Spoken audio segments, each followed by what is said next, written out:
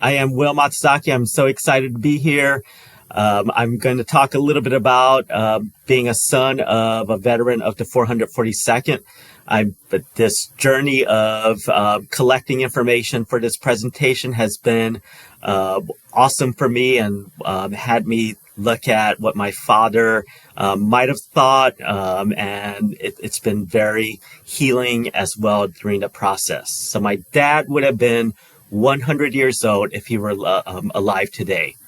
One of my regrets in my life is not being able to ask my dad about his time during World War II, asking him about his experience being part of the 442nd Regimental Combat Team, a segregated Japanese-American unit that was distinguished as the most decorated unit for the time and length of service in the history of the United States military.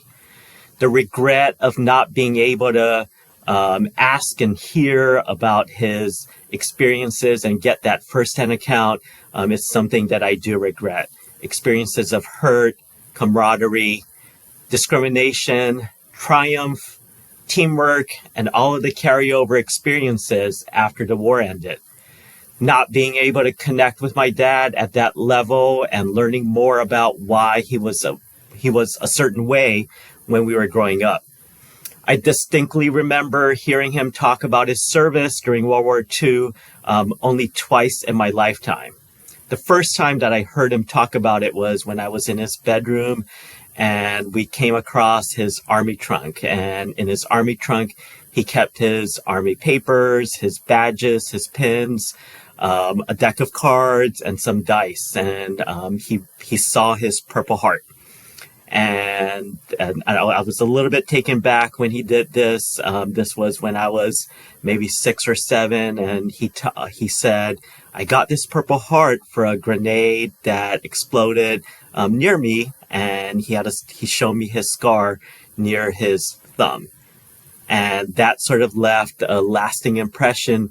I think that was also the first time that I realized and I learned that he was in the U.S. Army when he was younger.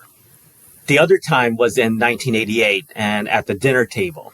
And the conversation was about reparation and redress, and when President Reagan signed those two things in. Other than those two times, I did not hear my dad talk about the war or his service. Similar to how my dad kept his experience within him, I have kept my regrets not knowing about him deep within me. So he passed in 2011. Part of me knew when he died that I would never have the opportunity to learn about him firsthand. He was a very quiet person, stoic at some points, and I knew that, and I didn't appreciate it back then in 2011, that I would never have the opportunity to ask him questions, get that firsthand account. And I think that's something that I reflect on as I've worked to prepare for this presentation. I think part of this presentation also helped me realize that there are ways that I can honor, remember, and respect his life, the way he served his country, and also how the entire unit of the 442nd could be honored, remembered, and respected for myself as I go through this journey of collecting information. So in January of this year, my school had a wonderful opportunity to have the author, Mr. Alex Kershaw, at our school to talk about his 2 books, The Liberator and The Longest Winter. I was able to connect with Alex, and as well as Ms. Holly Rotundi, the executive director of the Friends of the National World War II, the executive director of Friends of the National World War II Memorial. We talked after Alex's last presentation. We came back to my office, and they saw the picture of the unit that was in Mississippi in preparation for going into Europe. And they asked about what this picture was about. And I said, my dad was part of the 442nd. And I told them that I did not know too much about my father. My father didn't talk too much about his experience during the war. And I told them about there was only one or two touch points when my father actually talked about his service. Holly was very kind and said she would love if I can talk and make a presentation based on my perspective as a son of the 442nd veteran, and I was honored. And at the same time, I was like, "Ooh, I'm not sure if I have enough information." And I think for me, I'm coming to realize that is also part of my perspective, my experience of not knowing, and what do I do with it. And since January, I've become very interested in the 442nd as well as the 100 Infantry Battalion, both of which had Japanese Americans during World War II serving in the European front. This has given me a new opportunity to not only learn more about the 442nd, but given me another avenue to connect with my father's experiences. Through this, I've been able to feel my dad's presence and spirits, and trying to understand more of why he was a certain way when I was growing up. Understand why he may not have talked about it when I was growing up. And maybe having a renewed and heightened sense of pride and respect for his service in the 442nd, along with others who served in the 442nd. So I've been looking at this picture, and this is a picture that I have in my office, and I've had it here since ever since I moved to Texas. I haven't figured out which one is my dad. I didn't see this photo until my dad passed away, so I didn't have an opportunity to ask my father which one was him, what his experiences were, what he was thinking. I'm very curious of what he was thinking, what the other people were thinking, knowing that they were going to fight, they were going to go into the battles. If they were even survivors, how many of them were survivors during World War II? Which ones were my dad's friends? If some were more open to their children than my father about talking about World War II, their experiences in France and Italy. If the norm was to keep it within themselves on what they experienced. And if there's even a chance to connect with some of the family members on what they felt, what their experiences were having a father, a Japanese American father who served in the 442nd. When I was a kid, my dad often went to Little Tokyo. So I grew up in Los Angeles. We were about 7 or 8 minutes away from Little Tokyo, and he often went to grab some coffee on his day off. I remember vividly, it was Monday mornings that he went. He would drop us off at school when I was little, and he would head to Little Tokyo, grab some coffee with his buddies from the unit. He didn't say anything about the war to us, or that the buddies were, what they talked about with his buddies. But I know that through some of the hints that he dropped, that he really connected well with the buddies that he met on Mondays. And I also knew that they were all from Hawaii. So my dad grew up in Honolulu, Hawaii. And this was very important. This Monday morning coffee was very important. And I'm not sure, perhaps they talked about the times from World War II with each other. Perhaps they were more open with each other when they gathered together. And I think it was a group of maybe 3 to 10 when they had coffee together at Little Tokyo. And perhaps there were times when his guards were more down with his buddies talking to, and they were able to talk about what their experiences were in the 1940s. And maybe it was a different Shiro Matsuzaki that they were able to see. The Shiro Matsuzaki that I was able to see when I was growing up was this gentle, stoic person that I saw. And maybe during those Monday mornings, none of them talked about the time during World War II. And maybe that was a shared experience of not talking about it. It does make me reflect on what we all need as spaces and all we need as safe spaces to let our guards down. And perhaps that was his space, a place where there's some shared experience where you don't even have to talk about it, but you knew from each other because of maybe some traumas, maybe some of the things that you don't want to talk about with each other or with other people.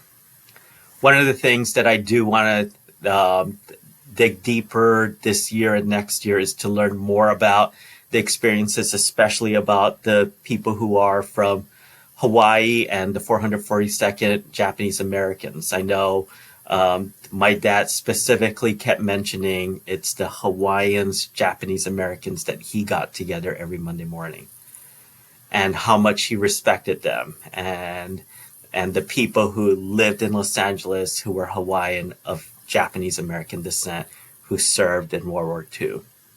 So I grew up in Los Angeles. If you know that area, I grew up in East Los Angeles. It's about, again, 6 or 7 minutes away from Little Tokyo.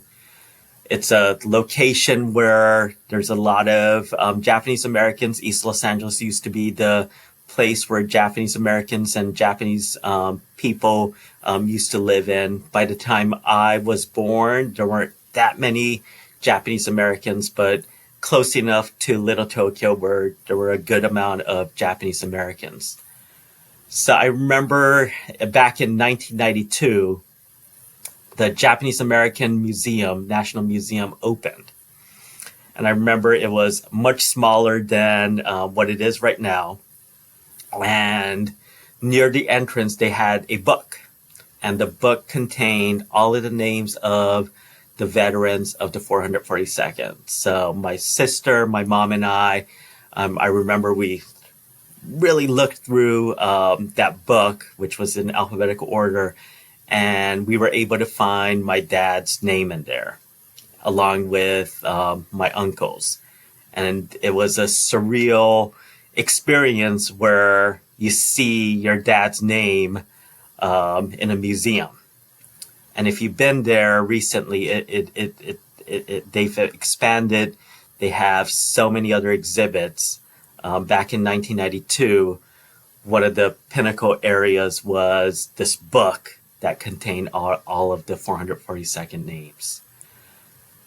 As a 15-year-old at that point, I did not totally comprehend what that meant, having a veteran as a dad. And my dad was really quiet.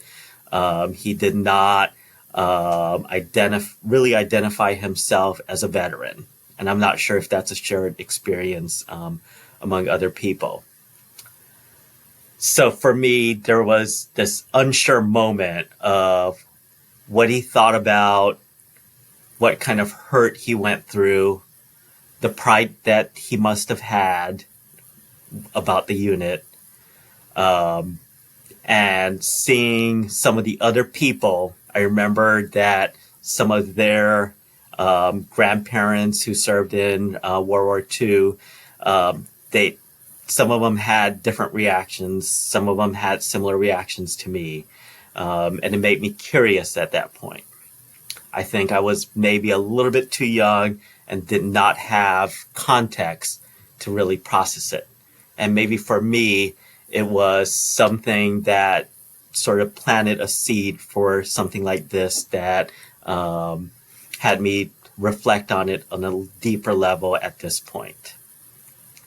So after graduating from high school, I went to study Japanese at a small liberal arts college called Carleton College in Minnesota. Against my parents' wishes of not going to medicine or business, I majored in Japanese, a track that definitely was not something that they envisioned. To top it off, I did my internship in college at a program called Summer Bridge, focused on teaching middle school students.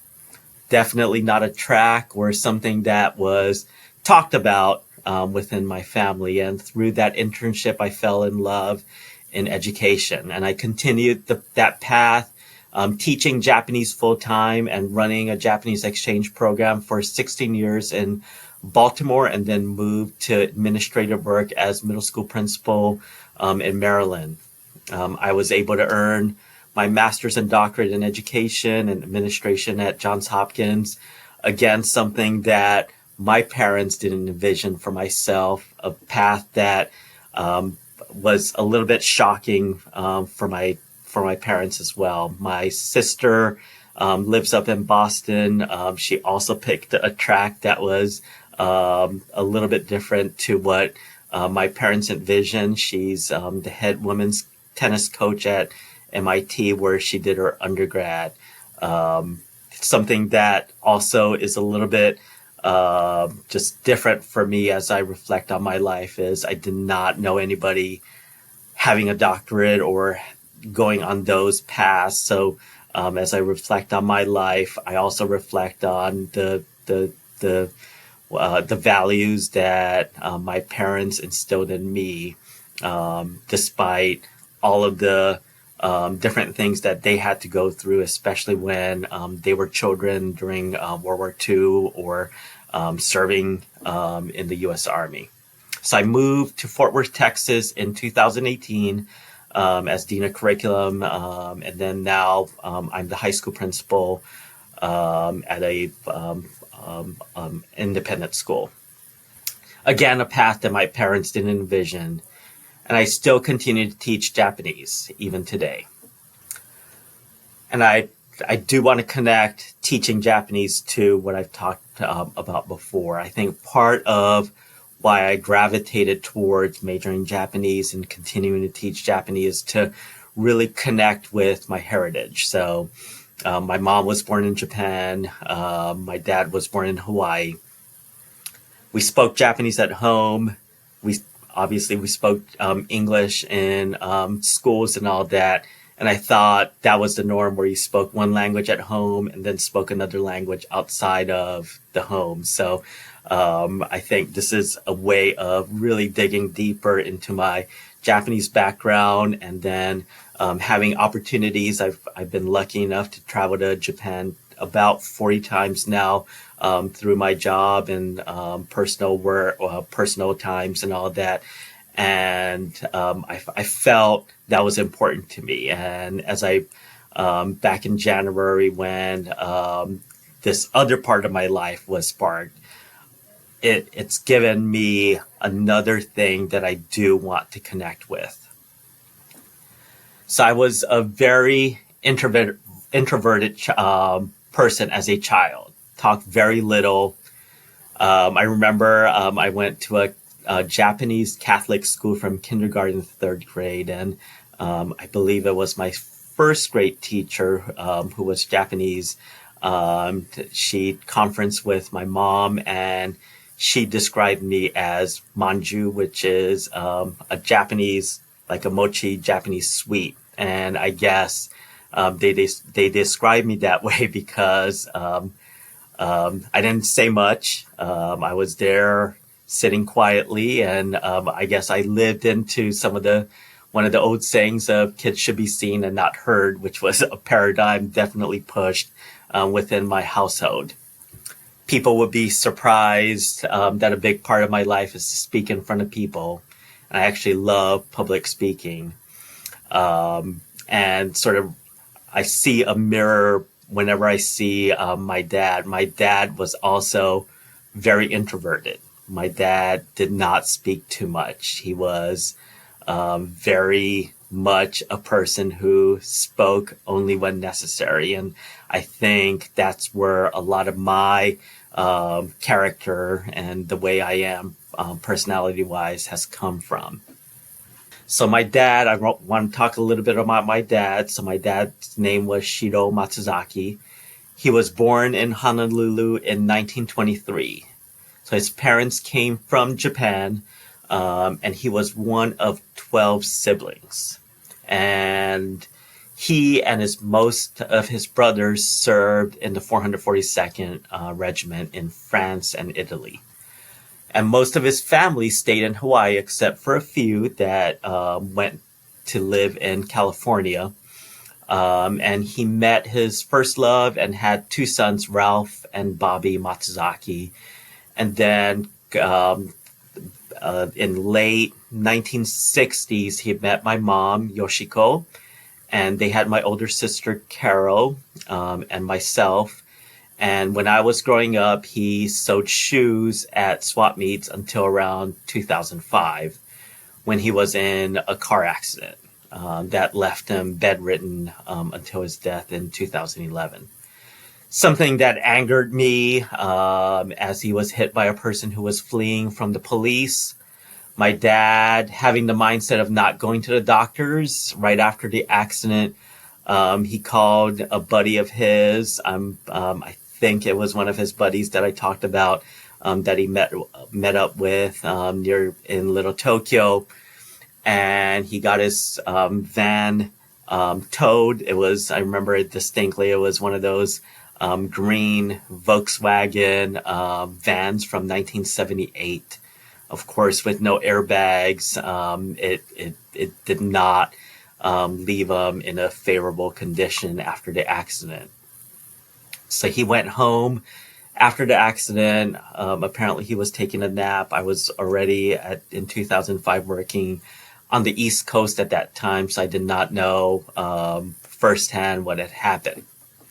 So my mom got home and saw my dad at this point lying in bed, and my parents were very old school on not trying to get cell phones. So neither my dad or mom ever had cell phones, and my mom doesn't have a cell phone to this day. So he started to throw up that night, and then after a couple of days, my mom took him to one of the hospitals in LA, and they found out that his ribs were fractured and cracked and pretty broken. So he stayed in the hospital. My dad's been always a smaller person, maybe weighed 100 pounds all the time. I remember growing up, he ate 2 donuts every day for breakfast, or cake or some sort of a pastry, hot dogs and all that kind of stuff. And he never gained any weight. When he was sick from the accident, it dropped him down to 65 pounds or so. And it was a very scary moment where he was that small and he looked very unhealthy. His final resting place is at the Riverside VA Cemetery, and all of this was in a very quiet way. He died in his sleep when my mom was out doing some grocery shopping, and as I think about it, that's maybe the way he was, where he wanted to do everything quietly and almost unknown, especially to his children. Also, not knowing about his background too much. He didn't talk about his upbringing too much. He didn't talk about too much of course, during the war, or what happened between when I was born and before then. So I later found out after his death that he was a great musician. And in fact, that was one of his jobs when he served in the U.S. Army. And he even played during that time. And I later found out that he played in different bars in Los Angeles as one of his jobs before I was born. And it sort of sounds like that's how he met my mom when he was growing up.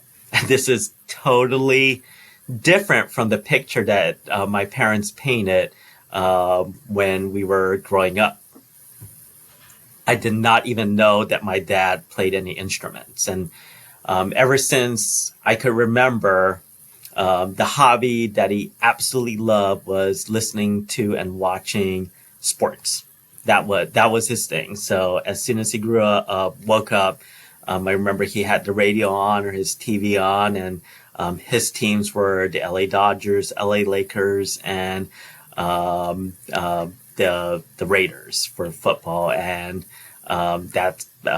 and I was a huge fan of those three things because he was, and I used to watch it as well, not necessarily together all the time, but because he was such a fan, I was a fan as well, and such a fan that I used to look up all the stats in the LA Times and really following them and being mesmerized by what my dad would say about these three teams.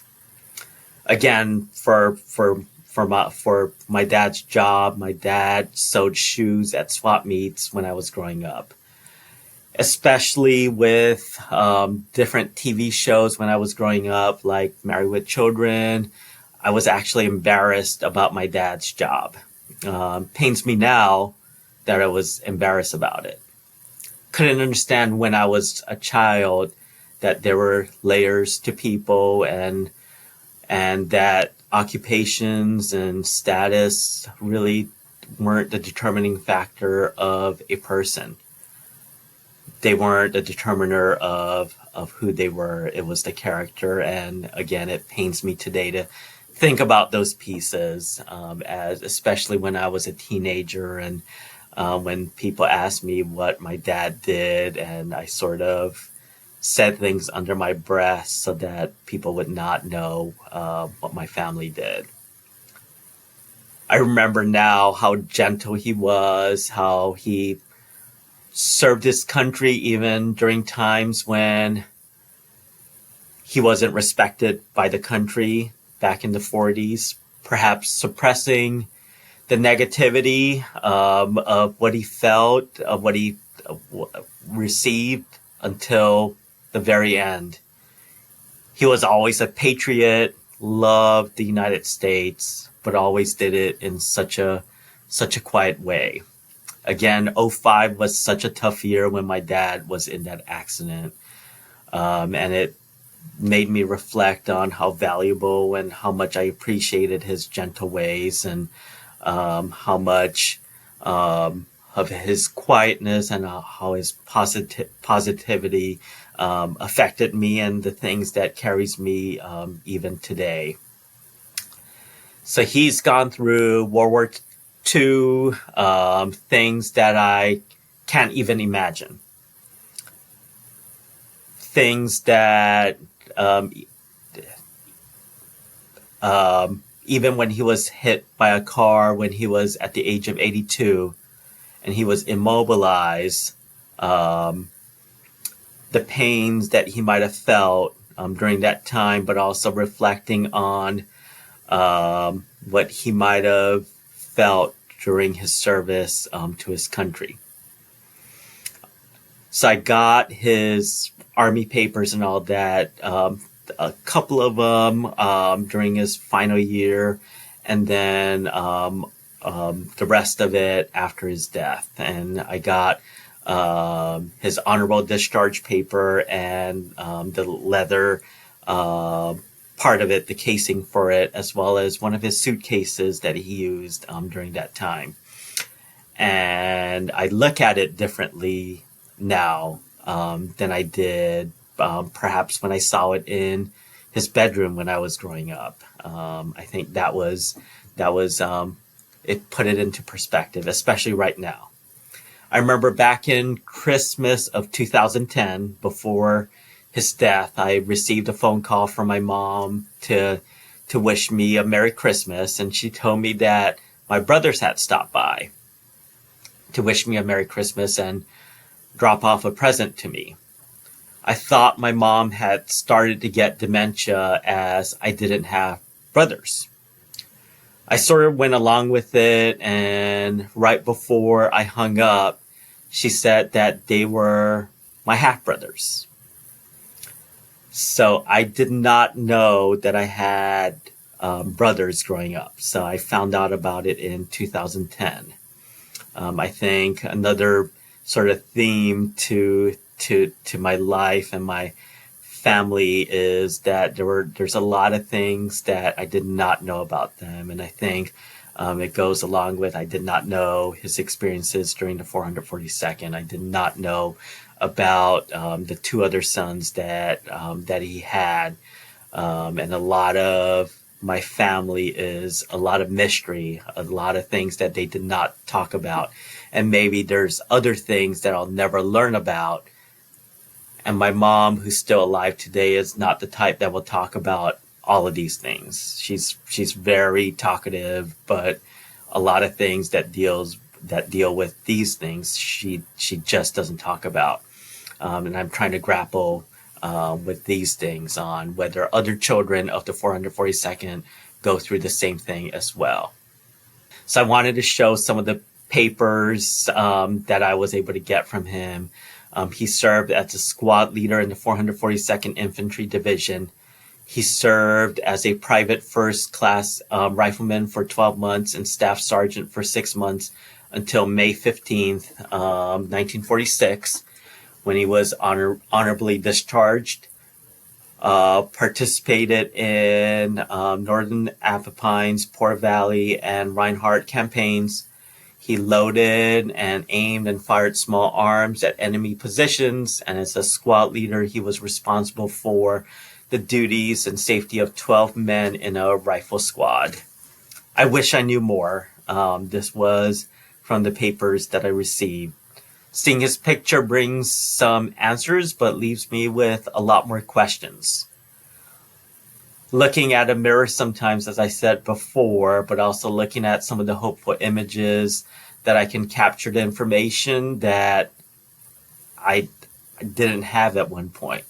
Something I wish that he was here with me so that I can have more of those answers. Frustrated at times that I can't have these firsthand information ever again, but hopeful that my dad is looking down at me, proud that I am interested in what his life was like during, not just during World War II, but what his childhood was like and what his life was after World War II. And maybe it might not bring a closure to me, but some sort of pride and continued spirit of my dad that I could carry on throughout my life. Again, he was such a gentle soul, always quietly looking after me. I remember whenever I came back home from college or when I started working, when I came home, he always greeted me with such a huge smile and told me how proud he was of me. Shook my hand and said how happy he was to see me. Although so many things unsaid, he always made a point to make it known that he loved me and that he always had a gentle place for me to land. About a year ago, one of my closest friends who just retired from the Navy saw my box. I had all of these badges and pins in just a box, not organized at all, and Kip, my friend, looked at my dad's badges and medals, and he's a huge historian, and put them in a frame for me. So he had 10 different frames that he put them in, and I have them in my dining room wall right now. So one of them that you see on one of the slides, and there's so many things that are left unsaid. And when I look at each of the frames, I know as a person who didn't serve, I don't have a full understanding of what each of them means, how much of it is in the background of it, each one representing more than just colors and words that are listed there. I think this chance of looking through the photos and medals is giving me a little bit of a better understanding, but I would love to learn more about it, love an opportunity to connect with other people who may have some sort of a shared interest as a child of or a grandchild of a person who served during World War II during in the 442nd. as I continue to gather information, I feel very lucky that I do have some information and the belongings that I do have, things that help me think about the time of his life that I don't know too much about. Since the beginning of this year, I have read many books and about the 442nd and looked at different videos and different accounts. By no means is there a single experience, but it does give me insight into some of the possibilities of what my dad might have experienced during that time. It's been a way for me to connect with my dad. My dad was, again, very gentle, but at the same time, very stoic. So it's a little bit ironic right now that I feel closer to him right now than I felt when he was still alive. For me, learning more about his background is a way of honoring and respecting not just what he did for our country, but for me. Teaching me that I need to sometimes change my attitude when times are hard, because I'm the only one who can really change that narrative. And maybe it is to honor, going through this information gathering, it is to honor his hard work and never complain. Maybe it is to honor his way of always just minding his own business. And by learning more, I want to honor and respect others who were also part of the 442nd Regiment as well. I feel very grateful to the Friends of the National World War II Memorial to allow me to make this presentation and for me, some sort of a healing experience in allowing me to explore myself and my dad, and something that I'm very thankful for. So I really appreciate this opportunity, and I'm looking forward to this continued relationship with your organization, and now I'll be happy to take any questions. Hi, good morning. How are you? Great, great. How Oh, are you oh, doing? Nice to see you good. That again. was, yeah, I think it was back in January. Was it January that we met? Yes, it was January. It's been a while. Well, thanks for a great presentation. We have quite a few questions, which is a good sign. But I just wanted to read something out quickly to you before I get into the questions. So the unit that your dad belonged to, as you mentioned, is the most decorated. There were some 10,000 men who served in that unit. And this is really astonishing. 8 presidential unit citations. They actually earned 5 in 1 month. So I don't know what kind of supermen they were, but to earn 5 presidential citations, unit citations in a month is that's unbelievable. It's incredible. 25 members were received the Medal of Honor, which is for a regimental combat team. That's extraordinary. I know the 3rd Infantry Division had 40, but we're talking about a regimental combat team here. And so you also have. I'm going to read out a couple of the recipients.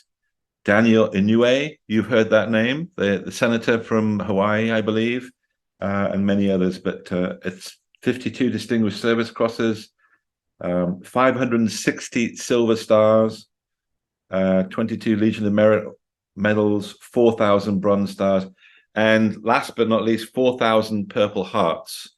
So an amazing unit. So, William, if you don't mind, I'm going to go through some of the questions. One is a statement from Lois, and she says, "How absolutely lovely. What a wonderful idea from Holly, and for you to connect with.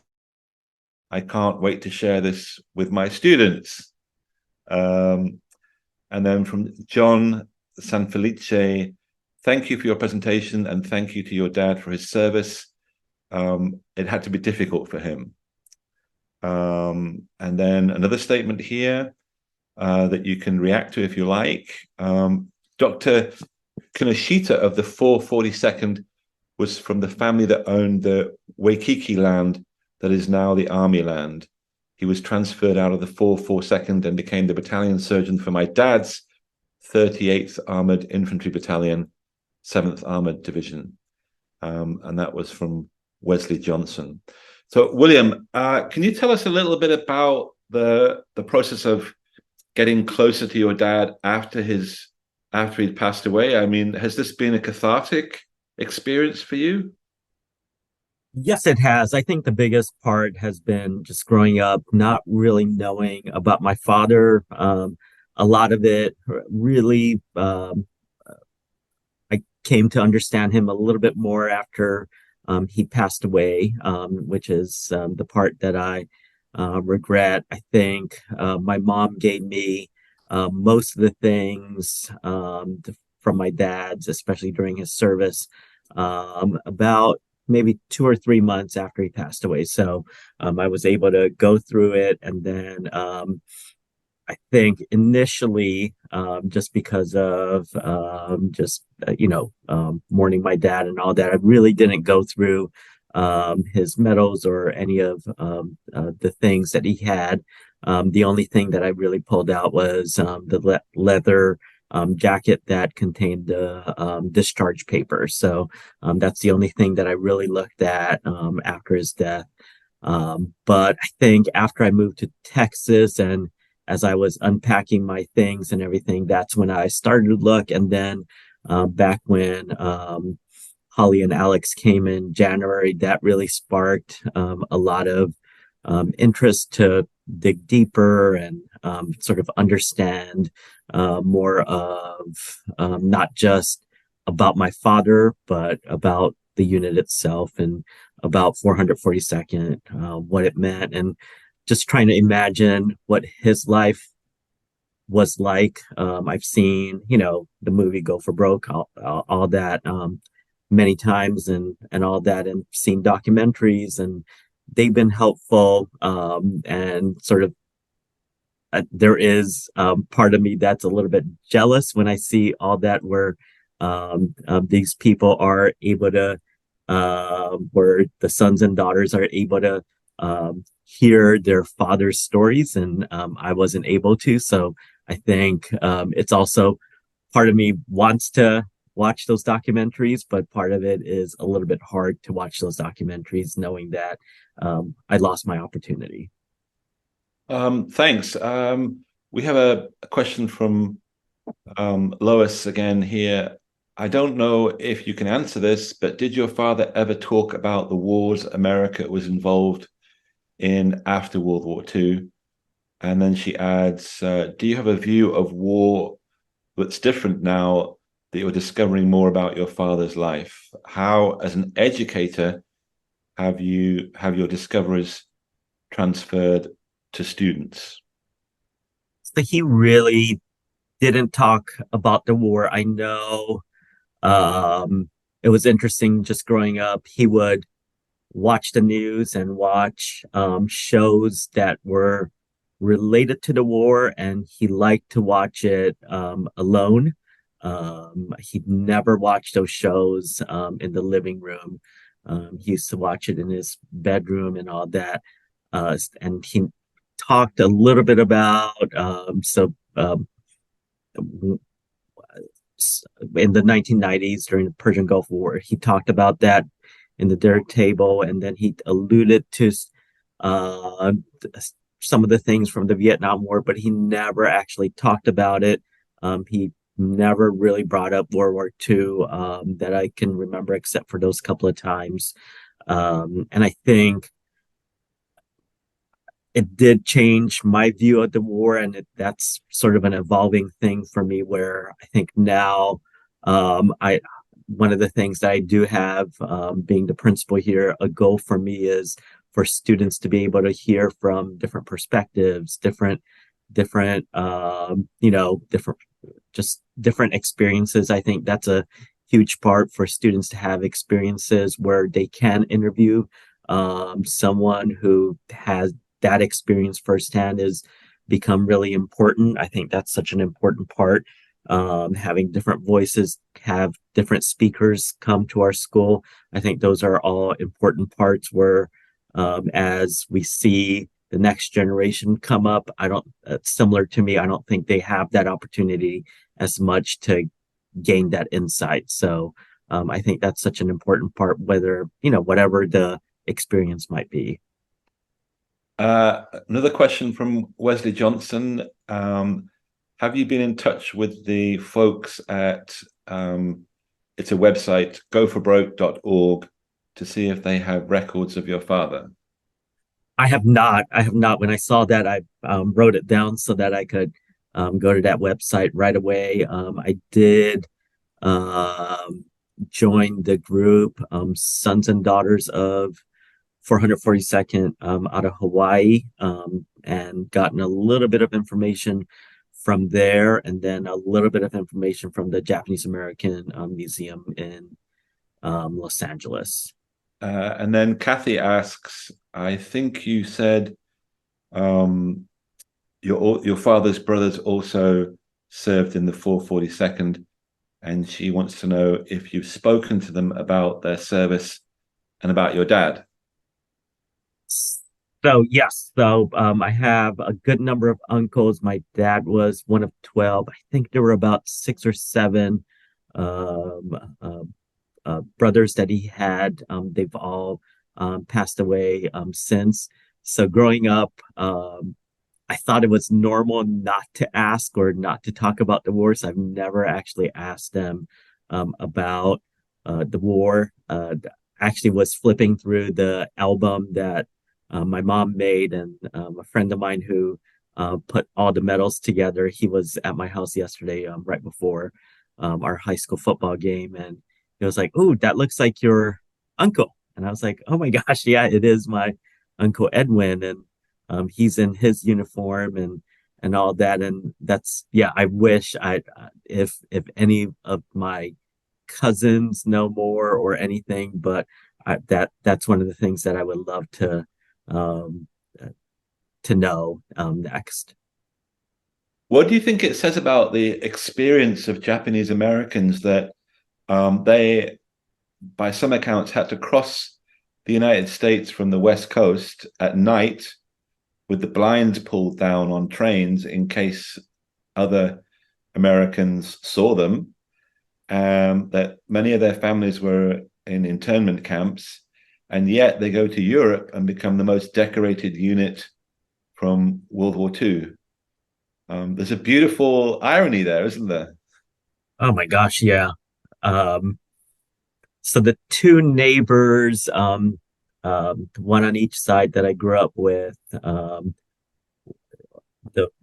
the neighbor on the left, the father was part of the internment camp as well as the mother, and on the right, it was very similar. So it was interesting to see. And my mom was born in Japan, and she was born in '39, so she was alive during World War II as well. It was interesting growing up.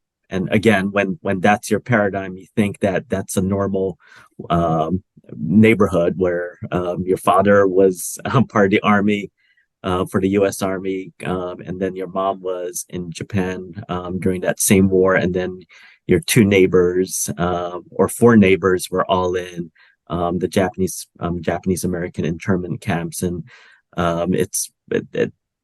they did not talk about it, but I did notice the neighbor to the left was a little bit more open about talking about the internment camp, but I also noticed that my parents never really engaged in that conversation when the neighbors were talking about that time. It does, as I said in the presentation, it does make me think of what the conversations might have been when my dad met with his buddies, and if some of the questions that Alex and the comment that he made right now on just the transition from the trains to serving and all that, and what they might have talked about, or if they talked any during those breakfast meetups.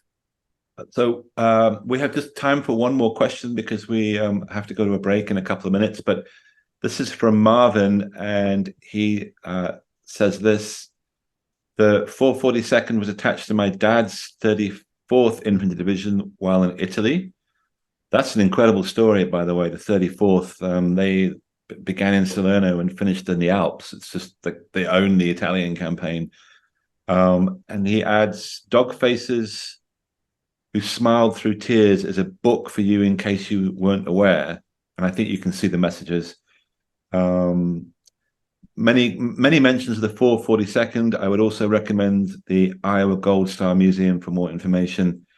And he adds what I'm going to underline, which is that we've all really enjoyed your talk. Thank you so much for the time and energy that you spent putting together your father's story. And I wanted to end by saying, apart from thank you, just wanted to ask you, do you feel more proud of your father now? And do you feel proud to be a Japanese American because of what you've discovered about your father? Yes, yes, I'm definitely as I learn more, I become even more proud of my dad. I become more proud of just the 442nd in general.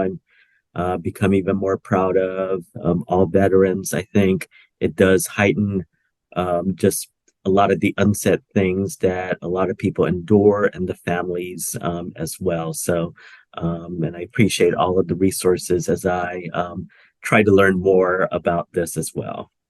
Well, thank you. Hopefully, we'll see you in DC and Yes, maybe even come back to your amazing school where you that'll do be such a awesome. great job. And thank you again.